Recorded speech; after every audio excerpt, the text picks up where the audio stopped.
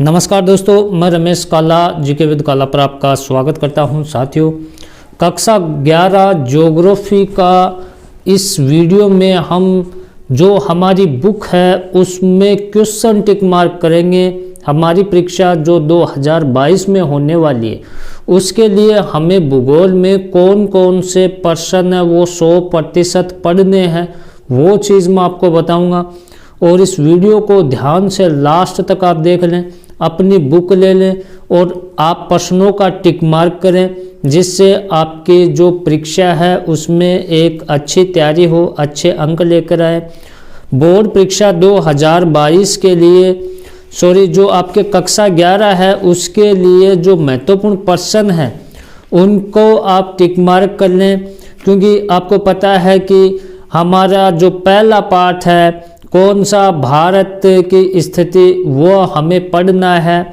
उसके बाद खंड 2 में भू आकृति विज्ञान, इसमें संरचना तथा भू आकृति विज्ञान पढ़ना है।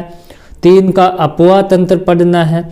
खंड 3 का जो हमारा है जलवायु, वनस्पति और मृदा, इसमें जलवायु पढ़नी है, प्राकृतिक वनस्पति पढ़नी है। उसके बाद खंड इसमें 3 जो प्राकृतिक संकट, आपदाएं, कारण परिणाम, इसमें ये 7 का इसमें हटा दिया गया है।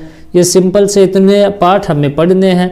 अब इन पाठों में हमें कौन कौन से प्रश्न पढ़ने हैं, अच्छे से कौन से हमें तैयार करके जाने हमारी परीक्षा के लिए। पेज नंबर 5 पर आपको आ जाना है। दोस्तों, पढ़ाई में डाउट्स आते हैं, सोल्व नहीं हो पा रहे हैं तो घबराओ मत। इसका सॉल्यूशन है डाउटनेट ऐप। जिस भी सवाल में आपको डाउट है उसकी फोटो खींचो, क्रॉप करो, 5 सेकंड के अंदर अंदर आपको उसका वीडियो सॉल्यूशन मिल जाएगा, वो भी बिल्कुल फ्री में।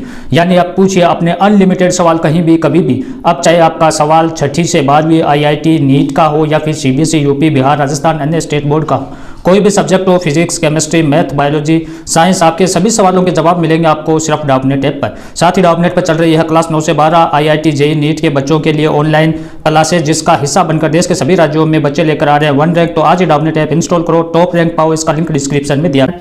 और उसमें हमारा पहला प्रश्न दिया गया है कि निम्नलिखित में से कौन सा अक्षांशीय विस्तार भारत की संपूर्ण भूमि का विस्तार के संदर्भ में प्रासंगिक है। अक्षांशीय विस्तार आपको बताना है। ये प्रश्न अच्छे से आपको तैयार करना है। पेज नंबर 6 की अगर मैं बात करूं तो पेज नंबर 6 पर हमें ये 3 का जो क्वेश्चन दिया गया है, भारत का देशांतरीय फैलाव इसके लिए किस प्रकार लाभप्रद है, ये आपको पढ़ना है। उसके बाद ये 3 का क्वेश्चन अच्छे से पढ़ना है। राज्य के क्षेत्रफल व जिलों की संख्या के बीच संबंध को आपको ढूंढना है। फिर हमारे भू आकृति विज्ञान, इसमें हमें कौन कौन सा पढ़ना है वो मैं आपको बता देता हूँ। बुक से आप टिक मार्क जरूर कर लें। सभी सब्जेक्ट मिलेंगे आपको, अंग्रेजी भी मिलेगी, इसी प्रकार से आपको प्रत्येक सब्जेक्ट मिलेगा। पेज नंबर 19 पर आपको आ जाना है। निम्नलिखित में से किस राज्य में लोकताक झील स्थित है, ये आपको बताना है। उसके बाद आप देखें कि पेज नंबर 20 पर आपको आ जाना है साथियों। और पेज नंबर 20 पर आपको जो 30 शब्दों में उत्तर देने हैं उनमें आपको ये पहला याद रखना है। यदि एक व्यक्ति को लक्षद्वीप जाना हो तो वह कौन से तटीय मैदान से होकर जाएगा और क्यों जाएगा। उसके बाद 3 का याद रखना है, पश्चिमी तटीय मैदान पर कोई डेल्टा क्यों नहीं है। उसके बाद 125 शब्दों में आपको उत्तर देना है। ये 2 का याद रखना है। नदी घाटी मैदान में पाए जाने वाली महत्वपूर्ण स्थलाकृतियाँ कौन कौन सी है, इसका विवरण आपको बताना है। फिर अपवाह तंत्र हमें पढ़ना है, जैसा कि मैंने बताया कि अपवाह तंत्र पढ़ना है हमें। अब अपवाह तंत्र से कौन कौन से प्रश्न है हमारे, उनको अच्छे से तैयार कर लेना है। पेज नंबर 32 पर आपको आ जाना है। और पेज नंबर 32 पर आपको ये तीसरा क्वेश्चन जो है 32 पर पहला क्वेश्चन, निम्नलिखित में से कौन सी नदी पंचनद में शामिल नहीं है, रावी, सिंधु, चेनाब, झेलम, ये आपको बताना है।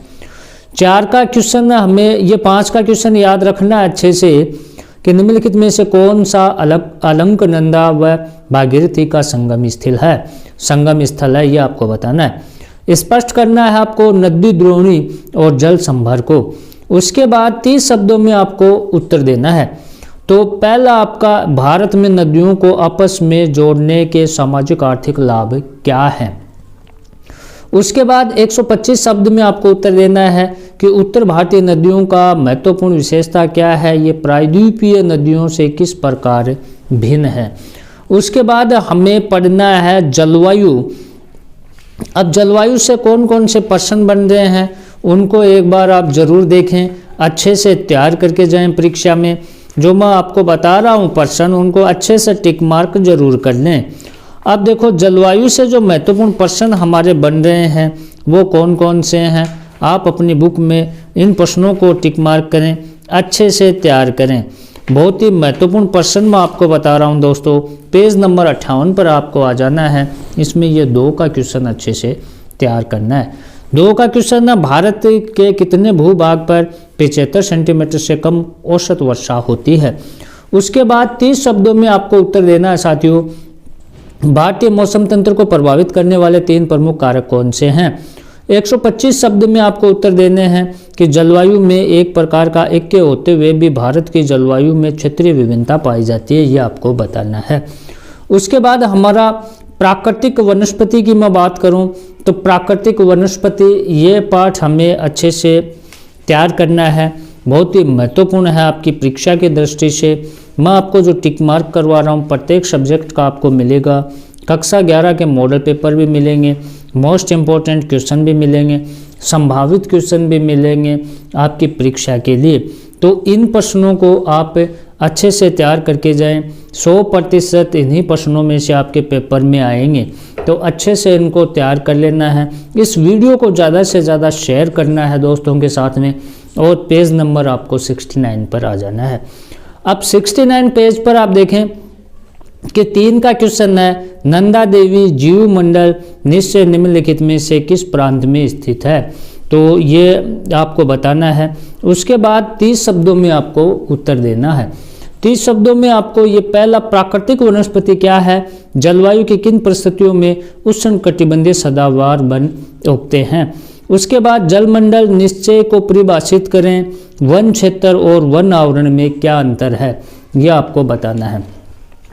उसके बाद पेज नंबर आपको आ जाना 70 पर। 70 पर है वन संरक्षण के लिए क्या कदम उठाए गए हैं, तो ये आपको अच्छे से तैयार करके जाना है। उसके बाद हमें मृदा नहीं पढ़नी है, प्राकृतिक संकट आपदा ये नहीं पढ़ना है। तो हमारे कुछ क्वेश्चन जो मैंने सेलेक्टेड क्वेश्चन दिए हैं उन क्वेश्चनों को अच्छे से आप तैयार जरूर करें, और इस वीडियो को ज़्यादा से ज़्यादा शेयर करें। और हमारा जो मोस्ट इम्पोर्टेंट क्वेश्चनों की श्रृंखला का जो पार्ट है वो भी आप ज़रूर देखें। अब देखो हमारी एक बुक है वो कंप्लीट हो गई, भारत भौतिक पर्यावरण कक्षा 11 के लिए। कक्षा 11 की जो हमारी पाठ्य पुस्तक है ये, इसमें कौन कौन से प्रश्न आपको पढ़ने हैं, क्या क्या पढ़ना है, इसमें क्या छोड़ना है, इनको मैं एक नेक्स्ट पार्ट में मैं लेकर आऊँगा, तो ये वीडियो भी आप ज़रूर देखें। इसके बाद हमारा हिंदी अंग्रेजी का पार्ट रहेगा, पॉलिटिकल हिस्ट्री का पार्ट रहेगा, तो सभी आप ज़रूर तैयार करें, और ये नेक्स्ट पार्ट में आपको मिल जाएगा। धन्यवाद साथियों।